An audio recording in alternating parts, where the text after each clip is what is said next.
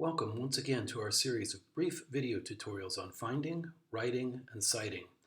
In this series, we demonstrate tools and techniques for searching for information in the online library. In the previous video, we gave you a very brief history of how libraries developed from the world of printed text and finding aids to the modern online environment.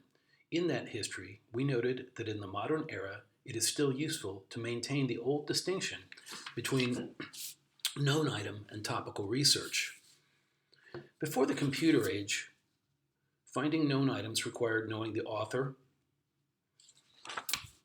or the title.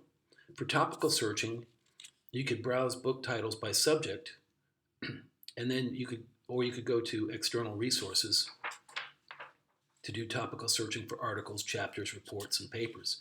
Once you found something, you went back to the library catalog to see if it was owned and where it was located. In short, if a patron already knew a publication existed, there were fewer steps involved to get access than if he or she had to browse through a topical index first.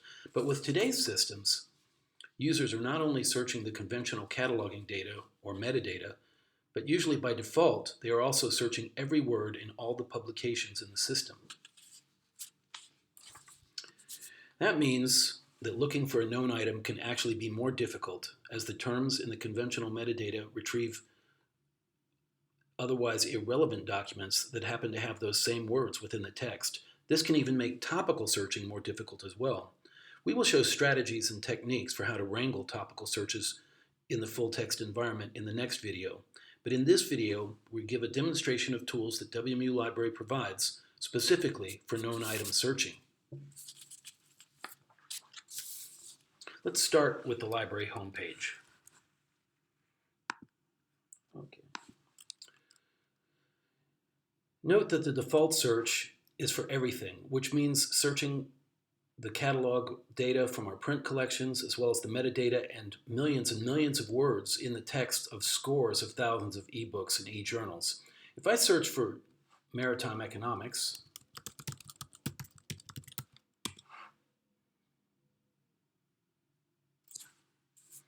I find some good stuff right at the top. The Stopford book I was actually looking for was number 3, but as you can see, out of 16,500, lucky it was near the top. I, of course, could limit the search results significantly by adding the name of the author to the search.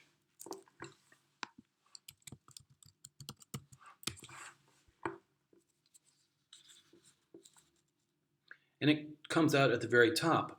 But you won't always be that lucky. Depending on how common your search terms are, you might have had to wade through all 365 documents to find the one you were looking for. Let's go back to the home page.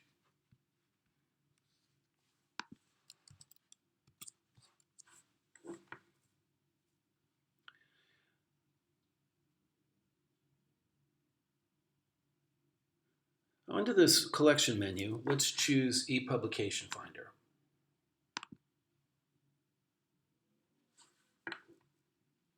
This searches metadata only, not the full text, and in fact it only searches for titles or ISBNs, hence searching maritime economics. Let's go ahead and just add the code for 3rd edition. There you go. Voila. Note that the publication finder lists the vendor that provides the book and provides a link to the ebook. So if we wanted to get it. Unlike the Discovery Service, the publication finder only looks for electronic books and journals, not print. If you want to find out if there was a hard copy in the library, go back to the library homepage and select Library Shelves from the collection menu.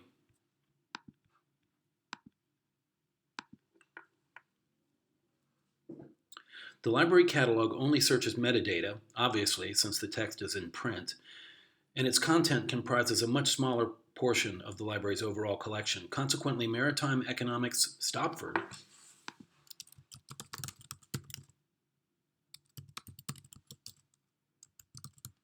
should be sufficient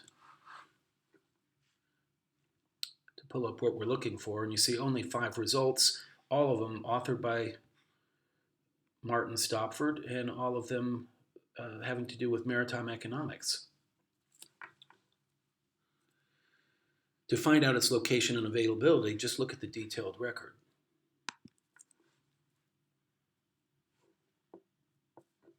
Okay, and here we see the call number. It happens to be on short loan, so you ask for it at the circulation desk, and it is available. Okay, that's for books. What about for journal articles? I want to find an article that we cited earlier in our series on reference management. I can go to the ePublication Finder,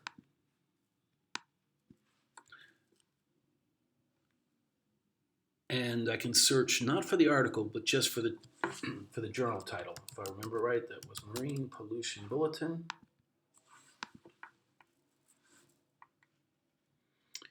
And as you can see, it lists the full text access. It's only looking for the journal title. I can see that we have this through Science Direct.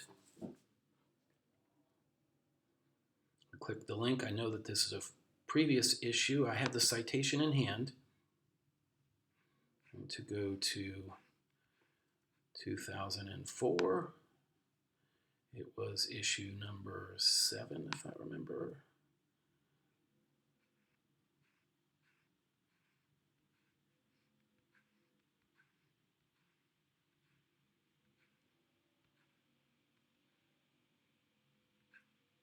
Come on.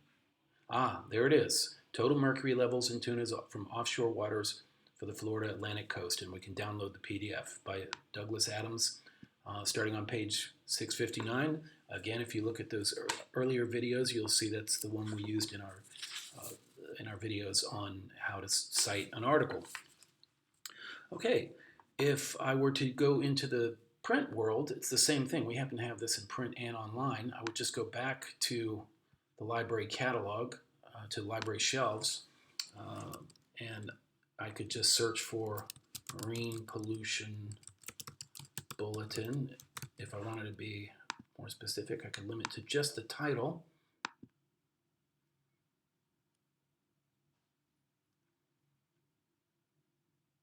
And there it is, Marine Pollution Bulletin. Now I need to find out if we have the particular issue. Now I have the citation in hand, so I know that it's volume 49, year 2004, issue number 7. And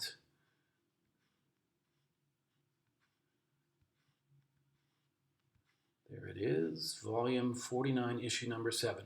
I happen to know that it's in the periodical section, and that periodicals are shelved alphabetically by the title of the journal. So now it just behooves me to go to the periodical section and look in the stacks there, find the Marine Pollution Bulletin, find volume 49, pull it out, turn to the right page, and there we go.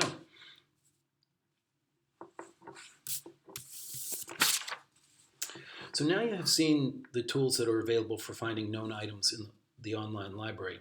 In the next video, we'll use a real example from a WMU dissertation to demonstrate the ins and outs of topical research in today's massive full-text databases.